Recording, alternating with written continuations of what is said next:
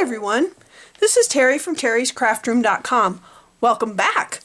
I am so happy to be here today. So today we're going to make this my version of, so it's a slider card, and if you look, isn't that cute? With the Elephant Parade stamp set. So I'll show you once again. It's magic.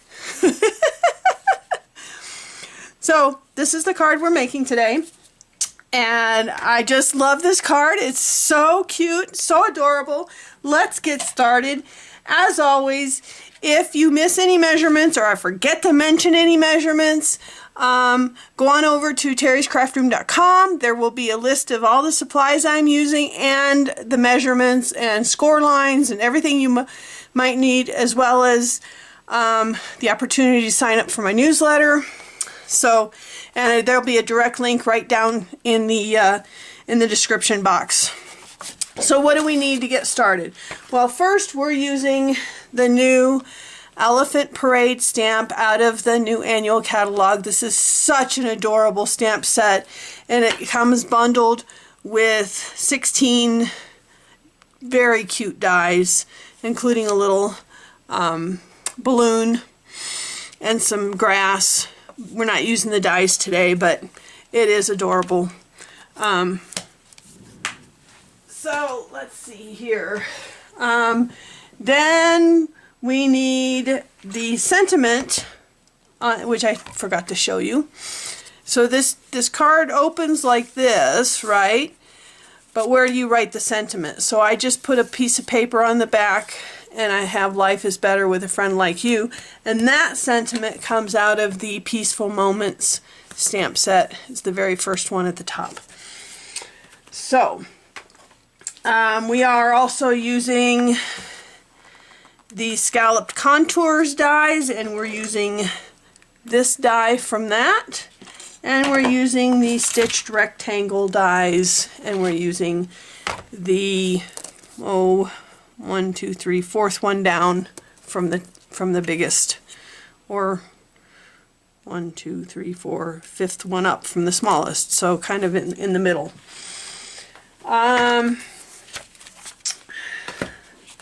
You will also need Memento black ink, and you will need StazOn black ink. So okay, so we need a basic piece of a card base that is 8.5 by 5.5, scored at 4 1/4. So that doesn't change. The difference is how we use it. We need a piece of basic white that is 8 by 4 3/4, and this is scored at 4. We need a piece of designer series paper, and I happen to be using a retired one. Because I just like the way these leaves look. And this is 5 1/4 by 4. You need a piece of window sheet and a piece of basic white that are exactly the same size, and these two happen to be 4 3/8 by 3 1/2. We need a piece of our shaded spruce that is 1 1/2 by 4 3/4, and I scored it down the middle, and we'll see what we're going to use that for. And then you need a piece of little thin strip of scrap that I think is about 4 3/4 inches long. The width doesn't matter as long as it's thin. Okay, so the first thing we need to do is we're going to take our DSP and attach it to our card base, and our card will open at the top. Remember, I pulled it out of the top. So when you attach your DSP, make sure that you're not attaching it like this and thinking this is the bottom. The opening is at the top. Okay, so what I'm going to do is I'm going to put adhesive just around the edges, and then attach this, and then I'm going to go take that stitched rectangle die and cut it out. And through the magic of video, here we are. And I've got this cutout piece, and this piece, actually these two pieces, you can save for later for another project. Okay, so now we have this. I have an old 1-inch hole punch, and I'm going to punch a thumb hole right about in the middle. Okay, so there's my thumb hole. And then I'm going to set this aside for a few minutes. Okay, now the next thing I'm going to work on is I'm going to work on this window sheet and piece of basic white. The key to this whole thing is your Stamperatus. There we go. The key to this whole card is your Stamperatus, because you want to stamp both of these in exactly the same place.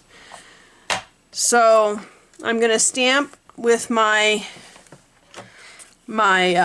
cardstock first with the Memento black ink.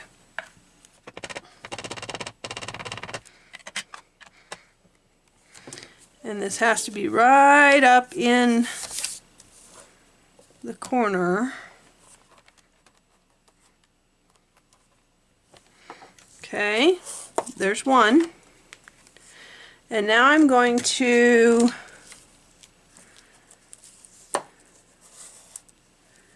clean that off.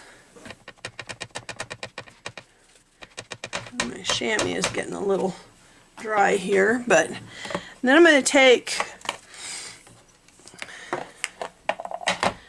my StazOn. I put my window sheet in here now, all the way up in the corner. Now be really careful with your StazOn. You don't want to get it on your Stamperatus plate. And when you use your StazOn cleaner, you do not want to get the cleaner on your Stamperatus plate, because it will ruin your plate. It will cloud it up. So you want to be kind of careful with that. But if you're careful, you can do what you need to do here and get a good image. Now be careful with this. You can see I got a good image. Set this aside so it can dry. And then I'm going to use StazOn cleaner in a little bit to clean that off.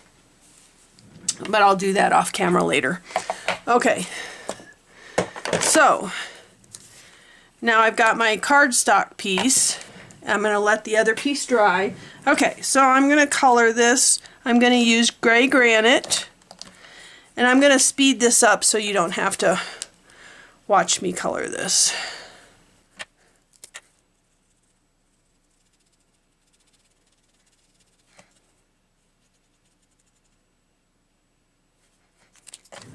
Okay, so I always like to give my characters something to stand on. I don't like them to be out in the middle of nowhere, just kind of floating on nothing. And then we're going to use one of our blending brushes here and give ourselves a little bit of blue sky. Just like that. So there is our colored piece. Okay, so we have this and we have this. So the next thing we need is a piece of real skinny, this is like 1/16 of an inch double-sided adhesive.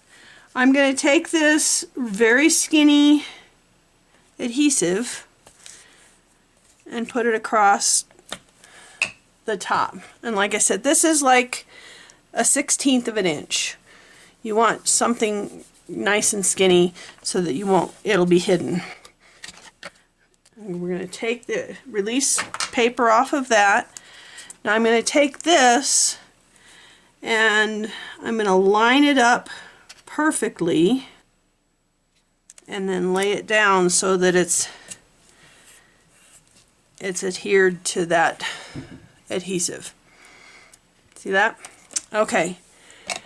The next phase is our 1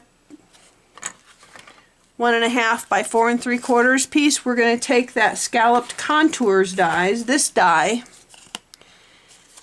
fold this in half like this, and I'm going to take it over to my Stampin' Cut and Emboss machine, and I'm going to cut the open end into scallops, and that will give me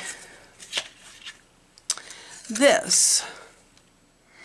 Okay, and so what I'm going to do is I'm going to take some slightly wider, and this one can be like, we have this tear and tape that is about 1/8 of an inch, and I'm going to put down the tear and tape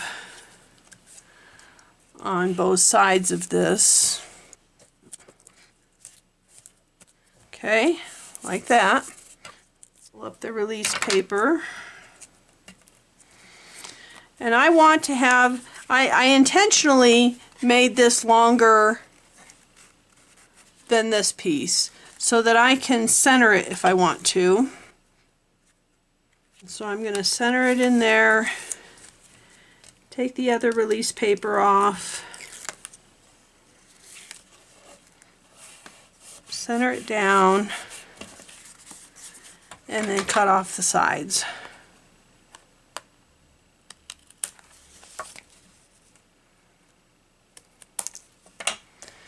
Now the other thing that I have found is helpful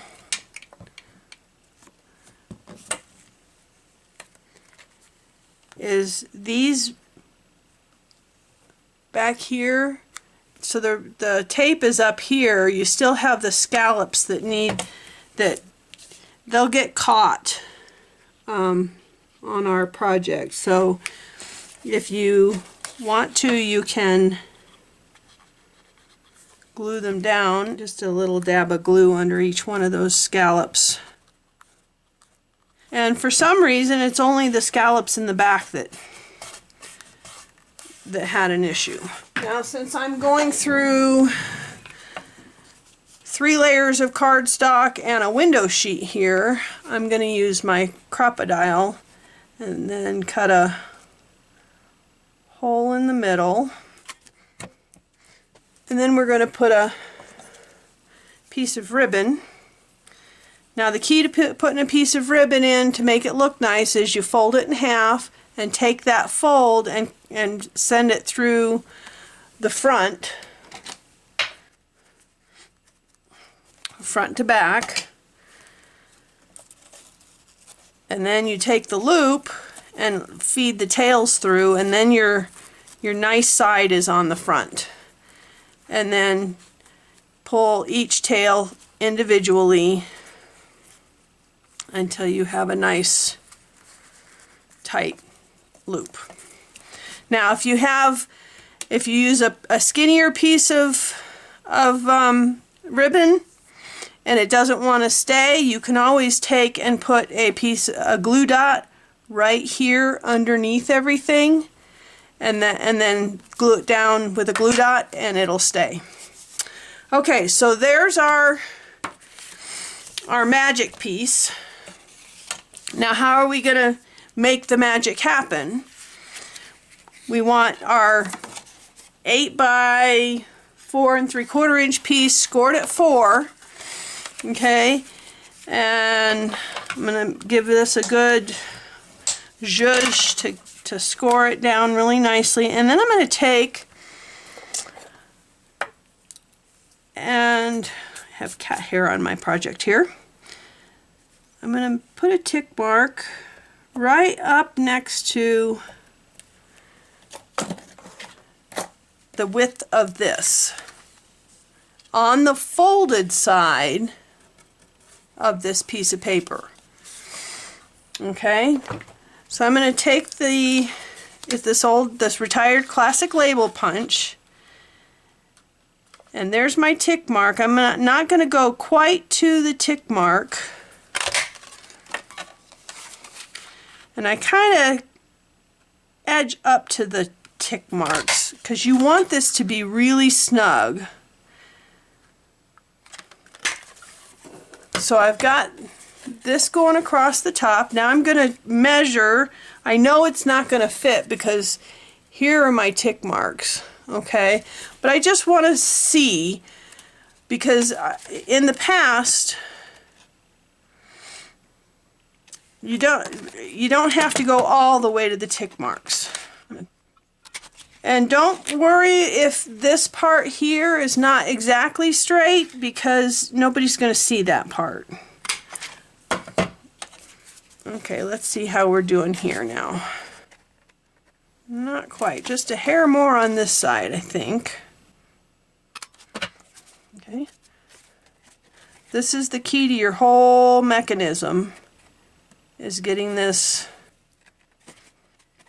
Okay, so you want this just like that, and you see I went almost up to the tick marks, but remember, you're baking the tick marks on the outside of here,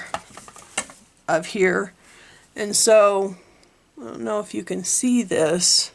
You can still see my tick marks. So if I had gone all the way to the tick marks and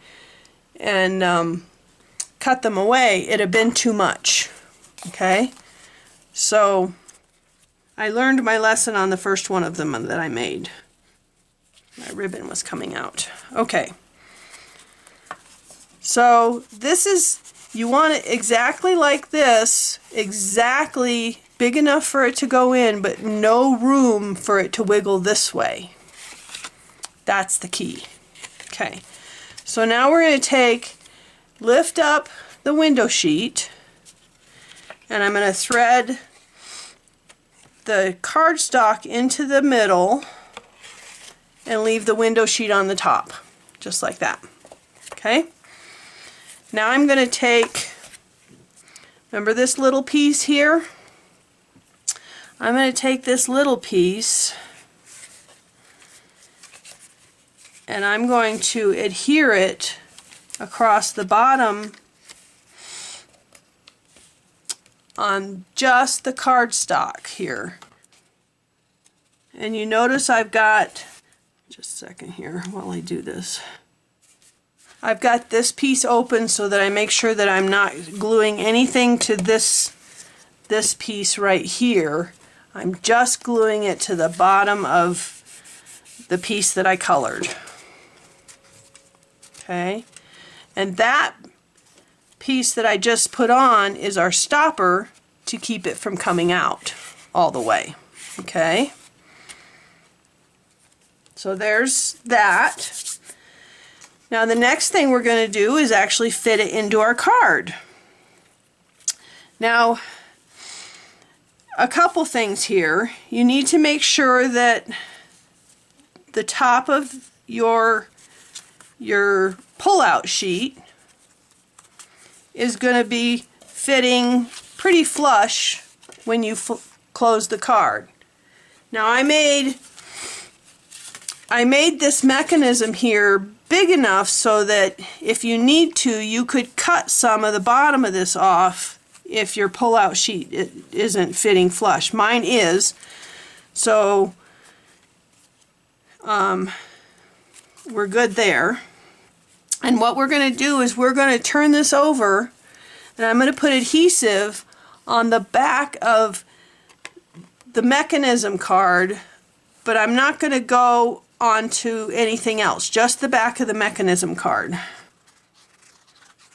And I like to use a pretty strong adhesive on this. That's why I'm using the wet glue, because this is a moving part here. Now when you put this in, you want it right up to the fold so that your card lays down flat. but you don't want it to interfere with the fold. So, okay, now the next thing we're going to do is we're going to put a strong adhesive down the sides of our card base, like that. Now you don't want any adhesive down here, just along the two sides. And then we're just going to close it up. And then you have your magic slider card. And if you find that it is getting stuck up here, you still can put a dab of glue under all of those scallops in the front, which I may end up doing with this one because it looks like it might get stuck. Now I need one last thing. My life is better with a friend like you. And I'm just going to put that along the bottom here of this piece and adhere this piece to the back. Now you notice that when I put the thumb hole in, I only put it on the front side of the card. Okay, just like that. So there's our card.